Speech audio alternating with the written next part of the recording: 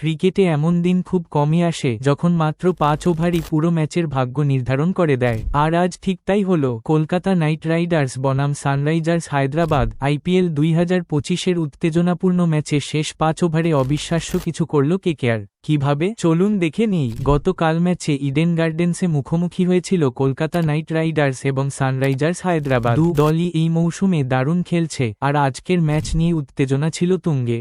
কলকাতা আগে ব্যাট করে 20 ওভারে তুলল 6 উইকেটে 200 রান, আর জবাবে হায়দ্রাবাদ গুটিয়ে গেল মাত্র 16 ওভারে 4 বলে 120 রানে।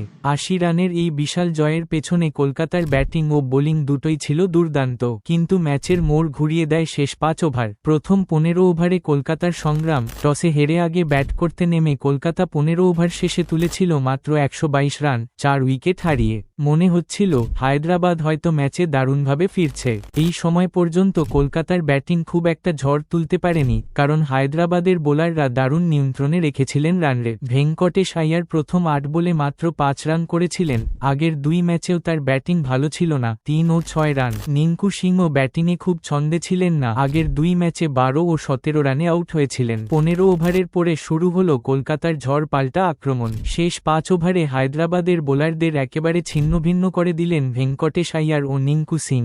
এই 5 ওভারে তারা যোগ করলেন 78 রান। ম্যাচের গতি সম্পূর্ণ বদলে গেল। ভেঙ্কটেশ আইয়ার 29 বলে 60 রান, 7টি 4 ও 3টি ছক্কা। শেষ ওভারের তৃতীয় বলে আউট। নিঙ্কু সিং 17 বলে অপরাজিত 32 রান, 4টি 4 ও 1টি ছক্কা। তাদের দৌলতে কলকাতা চ্যালেঞ্জিং সংগ্রহ থেকে একেবারে 200 রানে পৌঁছে গেল। হায়দ্রাবাদের ব্যাটিং 200 রানের লক্ষ্যে ব্যাট করতে নেমে প্রথম ওভারেই ধাক্কা খায় হায়দ্রাবাদ। ট্রাভিস হেডকে ফেরান বৈভব আরোরা। দ্বিতীয় ওভারেই অভিষেক শর্মাকে বোল্ড করেন হর্ষিত রানা।